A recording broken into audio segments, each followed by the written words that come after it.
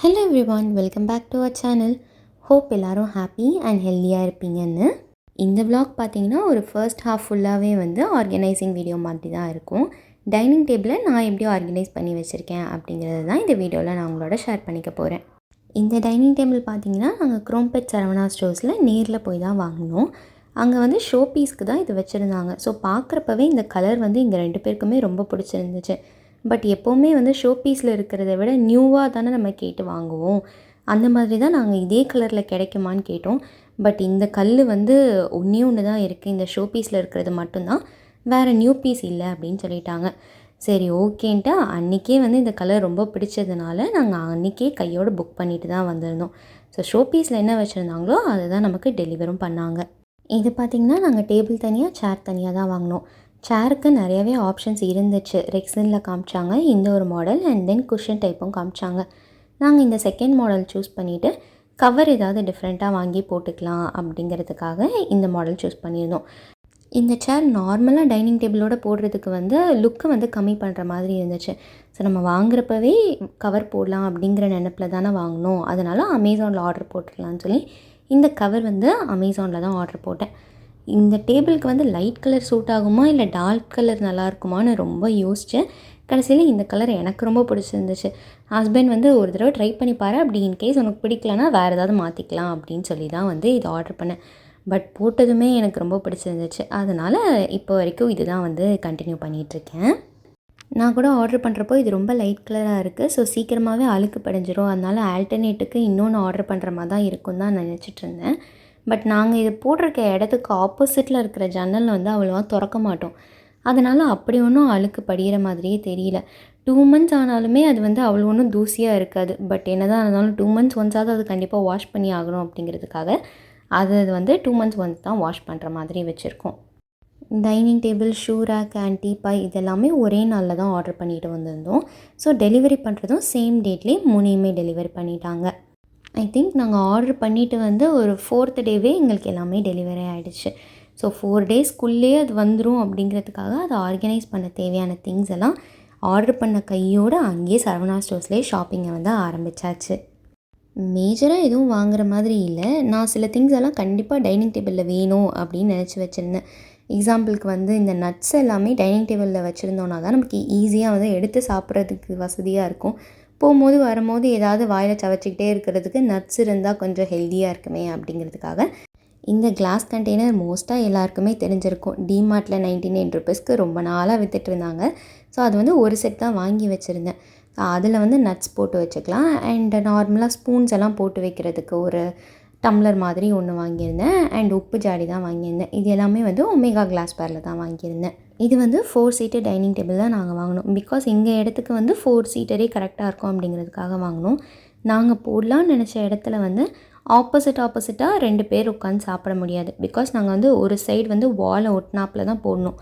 அப்போ தான் வந்து ஸ்பேஸிங் வந்து கன்வீனியண்ட்டாக இருக்கும் அப்படிங்கிறதுக்காக லாங்கர் சைடில் ஒரு சைடில் மட்டும் 2 சேர் போட்டிருப்போம், இன்னொரு லாங்கர் சைடு வந்து வாலை ஒட்டியிருக்கோம், அண்ட் ஷார்ட்டர் சைட்ஸில் ஈச் 1 சேர் ஆப்போசிட் சைட்ஸில் ப்ளேஸ் பண்ணியிருந்தோம்.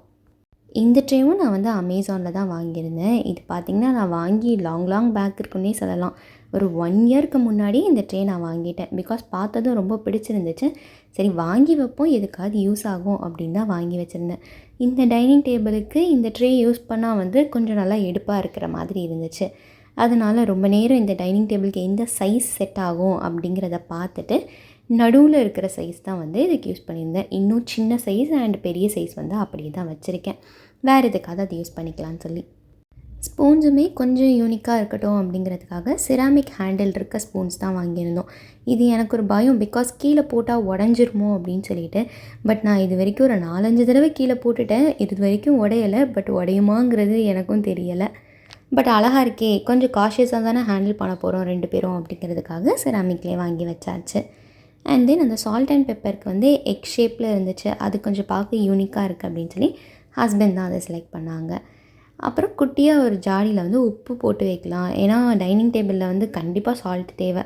பிகாஸ் மார்னிங் சாதம்லாம் கிளறப்போ ஆஃபீஸ்க்கு உப்பு பற்றாமல் இருக்கும், மறுபடியும் போய் கிச்சனில் போய் உப்பு எடுத்துகிட்டு வந்து கொட்டுற மாதிரி இருக்கும். ஸோ இங்கே இருந்தால் ஹேண்டியாக இருக்குமே அப்படிங்கிறதுக்காக அதையும் சின்ன ஜாடியில் வச்சாச்சு. ஸோ அதுக்கு செட் ஆகிற மாதிரி ஒரு குட்டி ஸ்பூனும் வாங்கிட்டு வந்தாச்சு. அண்டு நான் சொன்ன மாதிரியே நட்ஸ் எல்லாமுமே இதிலே கொட்டி வச்சுட்டேன். அப்போதைக்கு எனக்கு வந்து ட்ரை கிரேப்ஸ் அண்ட் பாதாம் தான் இருந்துச்சு. ஸோ அதை மட்டும் ஃபில் பண்ணி வச்சுட்டேன். இந்த 2 ஃபில் பண்ணி வச்சதுக்கே எனக்கு எதை வந்து எந்த சைடு வைக்கலாம் அண்ட் எப்படி ப்ளேஸ் பண்ணலாம் அப்படிங்கிறதுலே ஒரு பயங்கர கன்ஃப்யூஷன். இப்படி அப்படின்னு ஒவ்வொரு அலைன்மெண்ட்டில் வச்சுட்ருந்தேன். அண்ட் இருந்தாலுமே கொஞ்சம் இடம் வந்து பேலன்ஸ் இருந்துச்சு. சரி, நம்ம தான் எப்போ வெளியே போனாலும் வீட்டுக்காகன்னு ஏதாவது ஒன்று ஷாப் பண்ணிட்டு வரோமே, வேறு ஏதாவது இந்த ப்ளேஸை ஃபில் பண்ணுறதுக்கு இருக்கான்னு பார்க்கலான்னு பார்க்குறப்போ இந்த ஃப்ளவர் வேஸும் இந்த ஃப்ளவர் பஞ்சும் இருந்துச்சு. ஸோ அதையும் இங்கே ப்ளேஸ் பண்ணியாச்சு. அண்ட் தென் சஜஷனுக்கு ஹஸ்பண்டையும் கூப்பிட்டு எப்படி இருக்குது, வேறு ஏதாவது ஆல்ட்ரேஷன் பண்ணணுமா அப்படின்ற அவங்களோட தாட்ஸையும் கேட்டுட்டு, அவங்க என்ன சொன்னாலும் நமக்கு என்ன தேவை நமக்கு தானே தெரியும், இருந்தாலும் அவங்கள கேட்டுக்கிட்டாச்சு. ஸோ எனக்கு பிடிச்ச மாதிரி இதை அரேஞ்ச் பண்ணியும் வச்சாச்சு.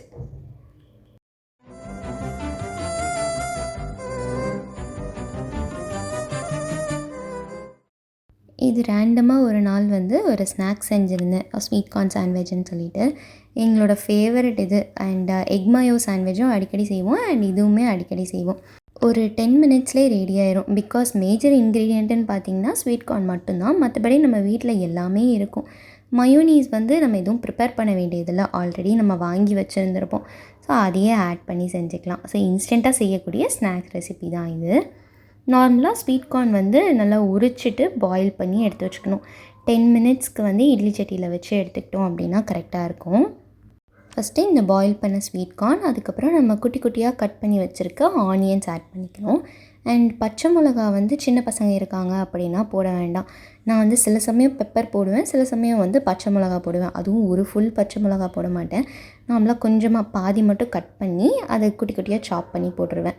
And then oregano seasoning. இது வந்து நம்ம நார்மலாகவே வீட்டில் பீட்சாலாம் வாங்கினோன்னா நமக்கு அந்த குட்டி குட்டி சாஷெட்ஸ் கொடுப்பாங்க இல்லையா, ஸோ அதுதான் யூஸ் பண்ணியிருக்கேன்.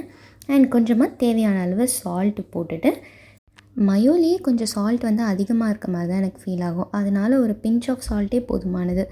அதை ஆட் பண்ணிவிட்டு இந்த ஸ்க்வீஸ் பேக்கெட் தான் மயோனீஸ் இப்போதைக்கு நான் வாங்கி வச்சுருந்தேன். ஸோ அண்ட் இதுவுமே வந்து வெஜ் மயோனீஸ் தான்.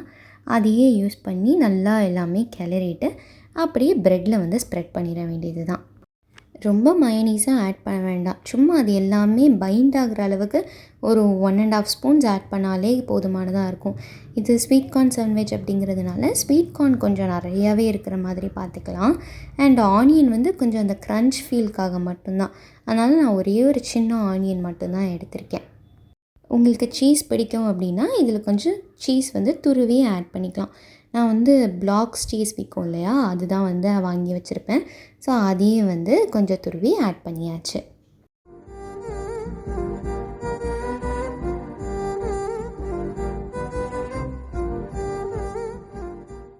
அவ்வளோதான். இதுக்கப்புறம் ப்ரெட்டை வந்து நல்லா டோஸ்ட் பண்ணி எடுத்தோன்னா சாண்ட்விச் வந்து ரெடி ஆகிடும். நார்மலாக பட்டர், அப்படி இல்லைன்னா பட்டர் இல்லைன்னா எண்ணெய் இருந்துச்சுன்னா அதை ஆட் பண்ணிவிட்டு ப்ரெட் ஸ்லைசஸை வச்சு நல்லா அது ஹீட் ஆன பிறகு மேலே ஒரு ப்ரெட் ஸ்லைஸ் வச்சு க்ளோஸ் பண்ணி 2 சைடும் டோஸ்ட் பண்ணி எடுக்க வேண்டியது தான்.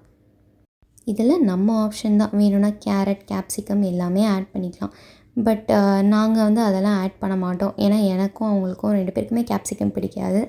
ஸோ கேரட் வந்து ரொம்ப நறுக்குன்னு இருக்கும் அப்படிங்கிறதுனால அதை குட்டி குட்டியாக கட் பண்ணணும், இல்லைனா துருவணும். ஸோ அதுக்கு வந்து இந்த ஸ்வீட் கார்ன் மட்டும் அதோட டேஸ்ட்டே நல்லாயிருக்கும் அப்படிங்கிறதுக்காக இது மட்டும் தான் எப்போவுமே நாங்கள் ஆட் பண்ணுவோம். இந்த மாதிரி வீக்கெண்டில் ஏதாவது சிம்பிளாக ஸ்நாக்ஸ் செஞ்சோம் அப்படின்னா எனக்கு வந்து டின்னர் வேலையே இருக்காது. பிகாஸ் வீக்கெண்ட்னால் கண்டிப்பாக மத்தியானம் வந்து நான்வெஜ் எடுப்போம். ஸோ நைட் வந்து ஆல்ரெடி ஃபுல்லாக இருக்கும். ஸோ லைட்டாக அந்த மாதிரி ஸ்நாக்ஸ் சாப்பிட்டே டின்னர் வந்து முடிச்சிட வேண்டியது. ஸோ அன்றைக்கும் வந்து எனக்கு டின்னர் வேலை இல்லை. இதே சாண்ட்விச்சை சாப்பிட்டு 2 பேருக்கும் டின்னரை முடிச்சாச்சு.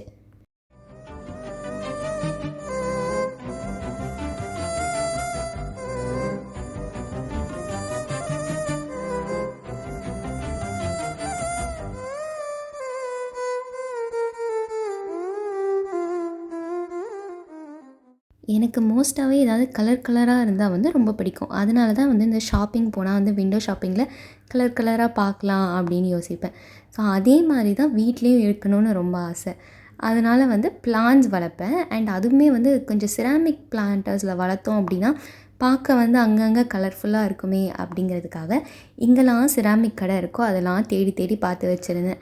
ஸோ ஒரு தடவை வந்து அம்மா வீட்டுக்கு போகிறப்போ பக்கத்துலேயே வந்து ஹோல்சேல் ஷாப் ஒன்று இருக்குது அப்படின்னு சொல்லி ஐயப்பந்தாங்கலில் போட்டிருந்தாங்க. சரி அங்கே போய் ட்ரை பண்ணி பார்ப்போம்னு சொல்லி நானும் ஹஸ்பண்டும் அம்மா வீட்டுக்கு போனதுக்கான காரணமே இந்த செராமிக் பிளான்டர்ஸ் வாங்குறதுக்காக தான். ஸோ அங்கே போய் நிறைய பிடிச்சிருந்துச்சு. அண்ட் விலை வந்து ஹோல்சேலாக இருந்தாலுமே ரொம்ப சீப்புன்னு சொல்ல முடியாது. ஆன்லைனில் விற்கிற விலையை விட ஒரு 10% கம்மியாக இருந்துச்சுன்னு வேணால் சொல்லலாம். ஸோ அண்ட் ரோட் சைடில் வாங்கினா வந்து டேமேஜ்டு ஏதாவது இருக்கும் இல்லையா? ஸோ இங்கே வந்து அப்படி எதுவும் இல்லை, நல்லா தான் இருந்துச்சு எல்லா பிளான்டர்ஸுமே.